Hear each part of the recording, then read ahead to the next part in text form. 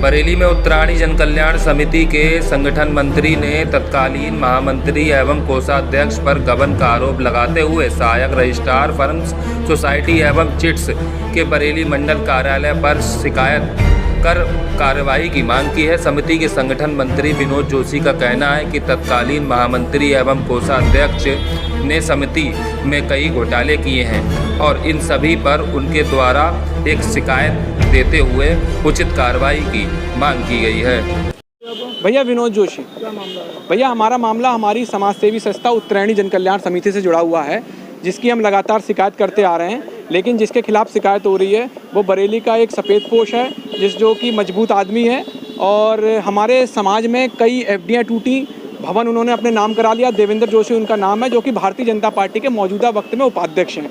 मुझे कई बार धमकियां दी गई हैं, 4 थानों की पुलिस और 2 LIU इंस्पेक्टर मेरे पीछे लगाए गए, लेकिन हम सत्य की लड़ाई लड़ रहे हैं। जिसकी शिकायत मैंने रजिस्ट्रार जी से करी थी कि साहब हमारे में FD टूटी गई, हमारे से पैसा हमारे गमन हुआ। तो रजिस्ट्रार ने हमारे मौजूदा जो महामंत्री हैं दिनेश पंजी से जवाब मांगा गया। तो दिनेश पंजी ने, ये आप देख सकते हैं, मेरे हर जो मैंने आरोप लगाया था उस आरोप को माना है कि किस तरीके से हमारे समाज में लूट करी गई। ये पैसा गरीबों का है, कमज़ोरों का है, जिस पैसे पे हमारे समाज के कुछ लोगों ने डाका डाल रखा है।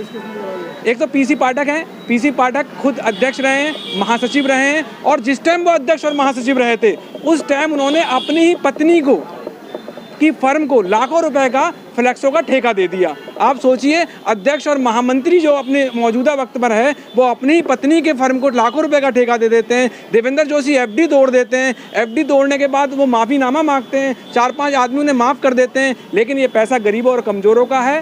कितने पैसे गबन हुआ है? भैया कम से कम ये मान के चलना 26-27 लाख की FD टूटी है और हज़ारों रुपए ऐसे हैं जो कि अभी तक खाते में जमा नहीं हुए हैं। ये मैं नहीं कह रहा हूँ, ये महामंत्री उत्तरायणी जन कल्याण समिति के दिनेश पंजी ने हलफनामा में हमारे रजिस्ट्रार को दिया है। जी, मैंने आज रजिस्ट्रार को अपना जवाब दे दिया है और मुझे पूरी यकीन है कि रजिस्ट्रार साहब इसमें कार्रवाई करेंगे। नहीं करेंगे तो मैं और ऊपर जाने को तैयार बैठा हूँ, क्योंकि मेरा जब भी वो मुझे देखता है वो अपनी पिस्टल पे हाथ फेरने लगते हैं और कई बार मुझे धमकियां मिल चुकी हैं और मेरी जान को भी खतरा है, क्योंकि मैं लाखों रुपए का जो हमारे समाज में मेले के नाम पे लूट करी गई है मैं उसका खुलासा कर रहा हूं और कागजों के साथ कर रहा हूं। जो कागज आप कहोगे वो कागज मैं आपको दे सकता हूं। आपके आरोप लग रहा है कि कमेटी के द्वारा कुछ पैसा जमा किया गया, क्या मामला है? देखिए, जो ये आरोप लगाया गया है पिछले 1.5-2 साल पहले लगाया गया था। समिति में इसके लिखित शिकायत की गई थी, जिसकी जांच समिति ने अपनी इंटरनल 5 लोगों की कमेटी से कराई थी, जिसमें सब निराधार पाई गई और किसी टाइप का कोई भी घोटाला नहीं है। मेरे द्वारा भी रजिस्ट्रार से इस चीज़ की शिकायत की गई है कि इस कमेटी में जो इस टाइप का एक आचरण आया है, एक आरोप आया है, इसकी कमेटी की जांच पूर्ण रूप से की जाए जब से समिति रजिस्टर्ड है। लेकिन जो मैं इसके पीछे का तथ्य आपको जरूर बताना चाहूँगा, जो इसका आरोप है, आरोपी जो है वो रिश्तेदारी में लगता है, मेरी साली का पति है। मेरी साली का इसका विवाद चल रहा है, पारिवारिक विवाद होने के कारण मैं उसमें गवाह हूँ और इस टाइम ये पूरी तरीके से कोर्ट में फंसा पड़ा है, इसकी पूरी फैमिली फंसी पड़ी है। इस वजह से दबाव बनाने के लिए ये सब कार्य कर रहा है, ये कृत्य कर रहा है। ये समिति को भी बदनाम कर रहा है, मुझे भी बदनाम कर रहा है। मुझे कोई फ़र्क नहीं पड़ता, क्योंकि पिछले लगभग 1-1.5 साल से 2 साल से ये मेरे खिलाफ फेसबुक से लाइव जाके कुछ ना कुछ कृत्य कर रहा है। चाहता है कि मैं इससे लड़ूँ भिड़ूँ, लेकिन मैं ऐसा कोई काम नहीं करूँगा जिससे कि समाज की, मेरी और मेरे मिलने वालों की छवि पर कोई फ़र्क पड़े।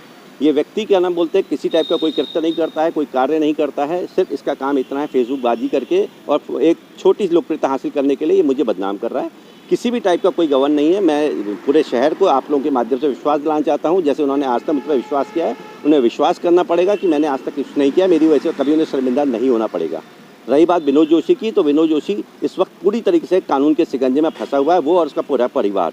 वो केवल उसकी छटपटाहट है, मुझे विचलित करने के लिए, मुझ पर दबाव बनाने के लिए वो ये सब कृत्य कर रहा है। वो मेरे साथ ही नहीं कर रहा है, अपनी पत्नी और मेरी पत्नी के साथ भी डिपार्टमेंटल सूचना के अधिकार पर रिपोर्टें मांग के उन्हें भी विचलित कर रहा है, उन पर भी दबाव बना रहा है, किसी तरीके से भी उसका केस निपटे। लेकिन चूंकि हम नहीं निपटाएंगे, क्योंकि उसने ऐसा कृत्य किया, अपनी पत्नी के साथ इतनी बदतमीजियाँ करी हैं उसने और हमारे साथ इतनी बदतमीजियाँ की हैं, जो कोर्ट का डिसीजन होगा हमें मानने होगा, उसे सब्र करना चाहिए। यदि इस ऐसे प्लेटफॉर्म पे आके वो इस बातें करेगा तो गलत है। हम लोग डरने और विचलित होने वाले नहीं हैं।